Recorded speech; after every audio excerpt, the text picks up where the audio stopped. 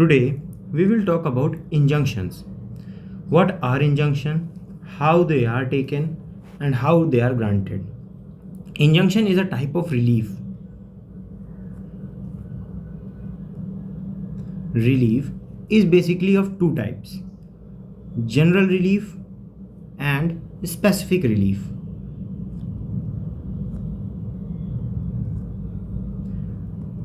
General relief consists of damages, compensation, and other types of relief which are granted. Damages, compensation,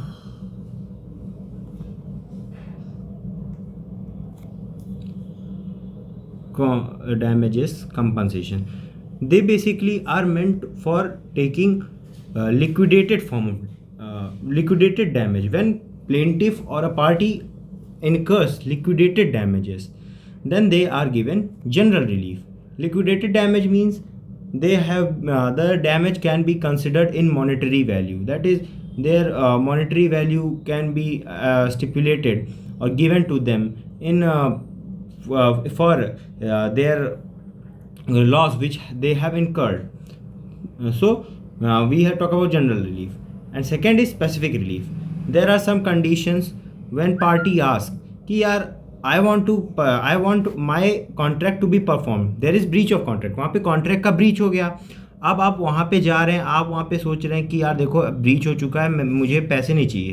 पैसे चाहिए तो अगर आपको पैसे, आपके पैसे से ही आपका एनरिचमेंट हो सकता है, आप अपनी प्रीवियस पोजीशन पे वापस आ सकते हैं, तो आप जनरल रिलीफ देगी कोर्ट आपको. लेकिन कभी कभी ऐसा होता है कुछ मामलों में कि आप या तो उस काम को एब्सटेन करना चाहते हैं, जैसे उसने ब्रीच करके वो कोई ऐसा कार्य कर रहा है जिसकी वजह से आपको लॉस हो रहा है, उसको वो अनजस्ट एनरिचमेंट हो रहा है उसका, तो आप उसको प्रिवेंट करने के लिए आप उसको परफॉर्म कराना चाहते हैं, उसका स्पेसिफिक परफॉर्मेंस कराना चाहते हैं, तो आप कोर्ट से स्पेसिफिक रिलीफ मांगेंगे.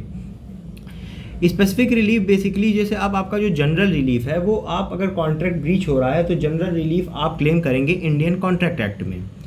अब जब स्पेसिफिक रिलीफ आप जो क्लेम करेंगे वो क्लेम करेंगे स्पेसिफिक रिलीफ एक्ट में. जनरल रिलीफ की हम बात करते हैं सेक्शन 73 से लेके 75 इंडियन कॉन्ट्रैक्ट एक्ट में. सेक्शन 73 से 75 इंडियन कॉन्ट्रैक्ट एक्ट में, ठीक है. और स्पेसिफिक रिलीफ की हम बात करते हैं, स्पेसिफिक रिलीफ एक्ट 1963 बना हुआ है इसके लिए. स्पेसिफिक रिलीफ एक्ट 1963, जिसको हम शॉर्ट में SRA कहेंगे. SRA के पार्ट 3 में प्रिवेंटिव रिलीफ की बात की गई है. SRA का जो पार्ट 3 है उसमें आप प्रिवेंटिव रिलीफ की बात करते हैं कि प्रिवेंटिव रिलीफ क्या है. चैप्टर 4 ऑफ पार्ट 3, आप जो पार्ट 3 वो प्रिवेंटिव रिलीफ क्या देते हैं, तो चैप्टर 3 पार्ट 4 का चैप्टर 7 जो है वो इंजंक्शन की बात करता है. तो अब हम बेसिकली इंजंक्शन को शुरू करते हैं. बेसिकली तो जो आपका इंजंक्शन होता है वो दो तरीके का होता है. तो हम इंजंक्शन को जानने के लिए सबसे पहले जानेंगे सेक्शन 36 के बारे में. 36 of specific relief act. Section 36 of specific relief act बताता है प्रिवेंटिव रिलीफ हाउ ग्रांटेड. तो जो स्पेसिफिक रिलीफ होता है वही आपका दो तरीके का होता है, एक होता है प्रिवेंटिव रिलीफ और एक होता है मैंडेटरी रिलीफ. तो preventive relief is granted at the discretion of court by two modes. Number 1 is temporary and another is परपीचुअल. Temporary and परपीचुअल. तो ये जो इंजंक्शन होता है ये बेसिकली एक्ट्स इन पर्सोनम होता है. ये स्पेसिफिक पर्सन के साथ रहता है या कोई प्रॉपर्टी के साथ नहीं जाता, ये आपको स्पेसिफिक पर्सन के साथ मिलता है, ठीक है. इंजंक्शन को आप कॉमन लैंग्वेज में स्टे कहते हैं. आप सुनते होंगे कि किसी ने किसी की ज़मीन पे स्टे ले लिया, तो वो बेसिकली इंजेक्ट करते हैं वो लोग कोर्ट से, ठीक है. तो इसके लिए बेसिकली लीगल मैगजीम आप जानिए, यूबी जस इबी रेमेडियम. यूबी जस इबी रेमेडियम. यूबीजस इबी रेमेडियम का मतलब होता है where there is right there is remedy, ठीक है. तो आपके पास एक राइट है, अब उस राइट का एक रेमेडी है इंजंक्शन, कि आपको अपनी प्रॉपर्टी का या अपने कॉन्ट्रैक्ट को परफॉर्म करके एंजॉय करने का आपके पास राइट है. अगर वो ब्रीच होता है तो आपके पास रेमेडी है.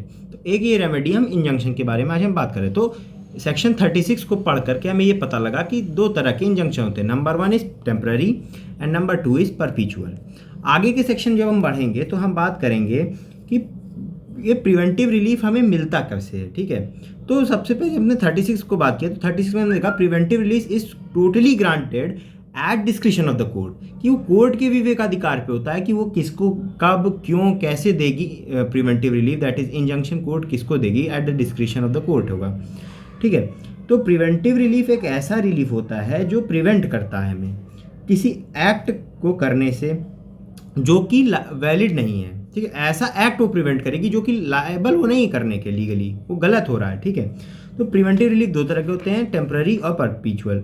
परपीचुअल यानी परमानेंट इंजंक्शन, ठीक है। परपीचुअल को ही हम परमानेंट भी कहते हैं। तो अब आगे का सेक्शन चलेंगे 37। तो 37 का सब क्लॉज 1 है जो वो बात करता है टेम्पररी इंजंक्शन की। तो टेम्पररी इंजंक्शन जो होता है इसको इंटरलॉक्यूटरी इंजंक्शन भी कहते हैं, और ये एक स्पेसिफाइड पीरियड ऑफ टाइम तक कैरी ऑन होता है। जो आपका टेम्पररी इंजंक्शन होता है वो एक स्पेसिफाइड पीरियड ऑफ टाइम तक कैरी आउट किया जाता है, ठीक है। मतलब आप कोर्ट के पास जाते हैं, एक एप्लीकेशन फाइल करते हैं कि सर या टू दिस ऑनरेबल कोर्ट हमें आप टेम्पररी इंजंक्शन दीजिए जब तक कि हमारा जो परपीचुअल इंजंक्शन का सूट है जब तक चल रहा है, ताकि हमें कोई अनजस्ट गेन सामने वाली पार्टी को ना हो जाए या defeat the provision of the law ना हो जाए। तो आपको कोर्ट एक टेम्पररी इंजंक्शन देती है for a specified time of time और until the further order of the court, ठीक है।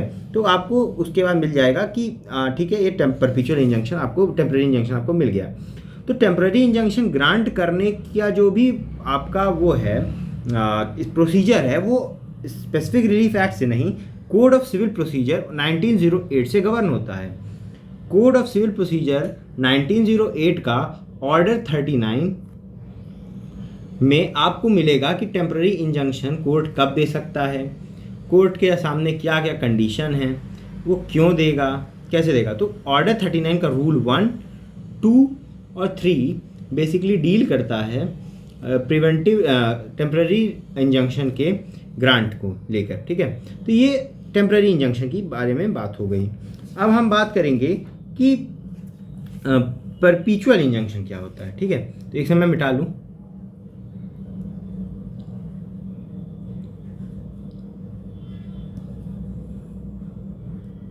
तो परपीचुअल इंजंक्शन बेसिकली एक तरह का परमानेंट इंजंक्शन होता है जो कि कोर्ट ग्रांट करती है। टेम्पररी इंजंक्शन को हमने 37 के 1 में डिफाइन किया, अब परपीचुअल इंजंक्शन को हम 37 के पार्ट 2 में पढ़ेंगे। तो 37 का पार्ट 2 कहता है a perpetual injunction can only be grant made by a decree. तो यानी कि यहाँ पे एक डिक्री देगी कोर्ट आपको एक ऑर्डर देगी, उस ऑर्डर को कोर्ट कब देगी, वो मेरिट्स पे सुन करके उस सूट के। यानी कि आपका जो टेम्पररी इंजंक्शन है वो एप्लीकेशन होती है और परपीचुअल इंजंक्शन आपका बेसिकली सूट होता है, ठीक है। तो यहाँ पर दोनों डिफेंडेंट और प्लेंटिफ आते हैं, वो मेरिट पे अपने अपने एविडेंसेस को रखते हैं, आर्ग्यू करते हैं, तो उसके बाद कोर्ट आपको परपीचुअल इंजंक्शन देती है जो कि लाइफ टाइम के लिए कैरी ऑन होता है, या जब तक जितने टाइम के लिए कोर्ट देना चाहती है उतने टाइम तक वो देती है, ठीक। तो परपीचुअल इंजंक्शन को भी देने के लिए कोर्ट के पास परपीचुअल इंजंक्शन भी अब दो तरह का होता है, एक होता है मैंडेटरी और दूसरा होता है प्रिवेंटिव परपीचुअल इंजंक्शन।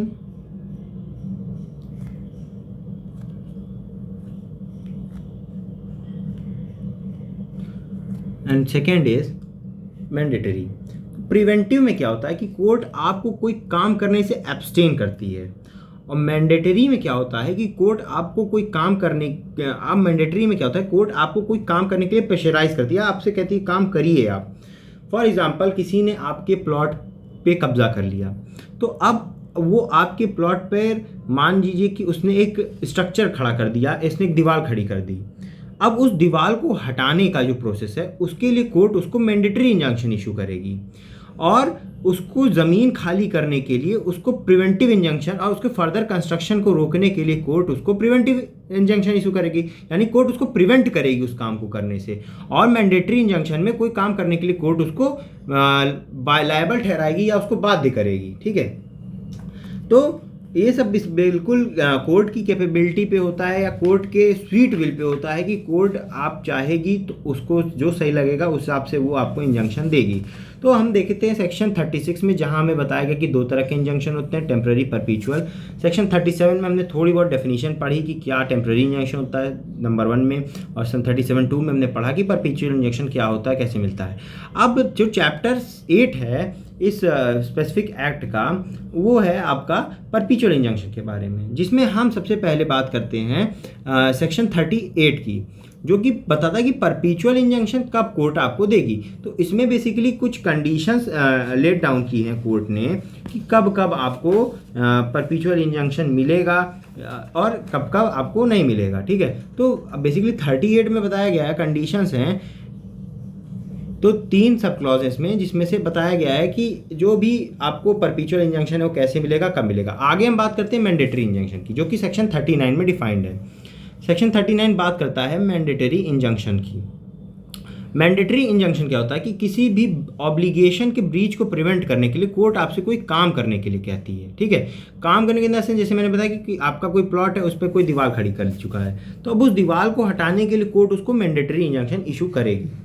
अब जो अगला हम बात करेंगे वो हम बात करेंगे डैमेजेस इन ल्यू ऑफ और एडिशन टू इंजंक्शन। तो अब ये होता क्या है कि मान लीजिए किसी ने आपके ज़मीन या आपके प्लॉट पे कोई दीवार बना ली। अब उस दीवार के बनने से आपको बेसिकली कुछ लॉस हो गया, ठीक है। लॉस हुआ तो कोर्ट आपसे क्या करेगी, आपने कोर्ट के पास एक सूट डाला, कोर्ट ने सूट को डिसाइड किया, तो कोर्ट उसको 3 चीज़ कर सकती है। पहला, उसको इशू करेगी परपीचुअल प्रिवेंटिव इंजंक्शन कि आप भाई इनकी ज़मीन को छोड़ दीजिए, प्रिवेंट करेगी और कोई कंस्ट्रक्शन फर्दर ना कीजिए। फिर उसके बाद वो 39 में वो मैंडेटरी इंजंक्शन इशू करेगी कि भाई ऐसा है कि आप अब क्या नाम है मैंडेटरी इंजंक्शन, आप ऐसा है कि अब आप इनके जो आपने जो भी कुछ कंस्ट्रक्शन किया है, अब आप इस कंस्ट्रक्शन को हटाइए।